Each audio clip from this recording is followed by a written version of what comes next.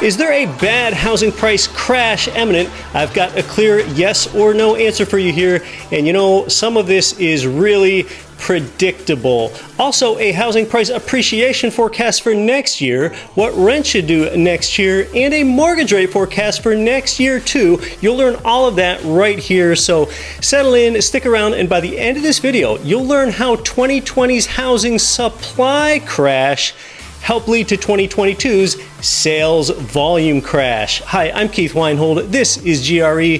The number of home sales are down 28% just from the start of this year. And understand that we're talking about sales volume here, the number of sales. Well, with low housing supply and so many homeowners already locked into their low payments, this sharp volume drop was almost inevitable. There were sharply fewer home transactions.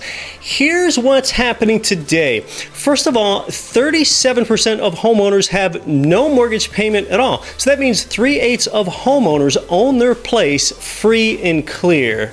And then among that other portion that has a mortgage, per Redfin, 85% have a rate under 5%. And a lot of homeowners have a mortgage interest rate under 3%. You might have a rate under 3%. Mine is 3.5% on my home, by the way. This is why so many homeowners hesitate to let go of properties.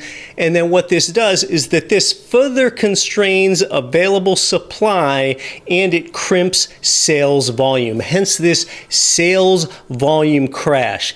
This is a nationwide lock-in effect. That's what America is experiencing right now, a lock-in effect. Now, of course, the real estate market has slowed down from 2021's dizzying 20% plus appreciation highs because of today's low supply and higher mortgage rates and the season. There is a seasonal slowdown in activity each winter. Well, this plunge in new listings, this helps keep home prices stable. Though available housing supply is down and sales are down, some sensationalists appear to call for a bad housing price crash, maybe just because it generates attention.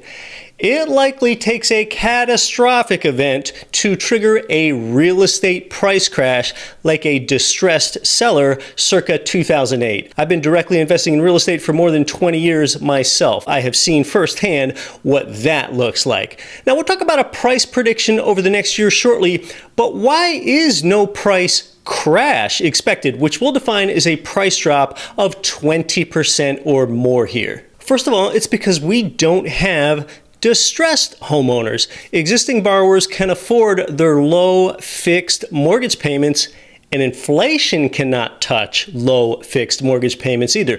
The second reason no price crash is expected is borrower loans are really well underwritten. They have good credit and assets. We still have strong employment. Fourthly, there is record homeowner equity to protect. Take a look at this equity, record highs. And fifthly, really it takes oversupply. And again, there's not enough inventory. 2008's event had oversupply. But now, wouldn't it be nice if there was one measure where we could just sort of simplify and quantify all of those things I just described? Well, there is. Much of this gets reflected in the delinquency rate. So these are the borrowers that cannot make their mortgage payments.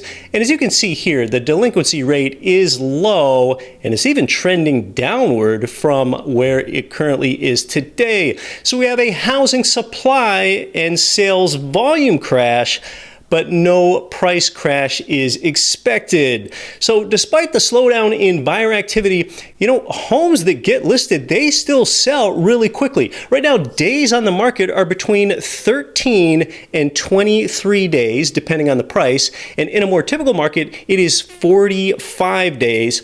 And of course, these are all national numbers that I'm talking about here. Now that we've established the crash in sales volume that has occurred, next year could real estate prices fall in some places. Well, NAR Chief Economist Lawrence Yun, he expects 0 or minor changes in price next year with increases or decreases of no more than 5%. And he says that the only exception to that is California. That's where the market could see 10% declines because it's so expensive. Just as a maybe there. And over the next 5 years, he expects national appreciation to be 15 to 25% in total. And now, to be honest, in reality, the NAR can give some pretty rosy predictions. They oftentimes encourage home ownership. But I think this evaluation is pretty reasonable. So do other economists. Bankrate CFA Greg McBride generally concurs with this too. All right, so that's prices. What will rents do with persistent inflation and an impending economic slowdown? Rents will likely rise, and I recently answered why rents will rise right here. That video tells you a lot about rent's future direction. Go ahead and check that out. All right, and then what about next year's mortgage rate direction? We all know that mortgage rates have gone up and they just have more upward pressure on them. But I rarely make specific mortgage rate predictions. In my opinion, rates are harder to forecast than house prices are. Yes, my omniscience is finite, I suppose. So I am outsourcing this one, and that way someone else can be wrong rather than me. I'm just kidding. I don't think that someone else is going to be wrong. The president of a top national lending company will give you and I an exact prediction of the rate peak right down to the nearest 1/8 of 1%. It will be named and when that is going to occur. And you can either listen to that on next week's Get Rich Education audio podcast. That's how you can listen to us on the go. Alternatively, just keep it right here. That will be the next video to publish in a few days right here on the channel. It's next year's really specific mortgage interest rate prediction. If you want to be sure to see that, you might already be subscribed, but be sure to hit that little notification bell. That way you don't have to take any action to be sure that you get the next video. I'm Keith Weinhold. I'll see you next time. Thanks for stopping by.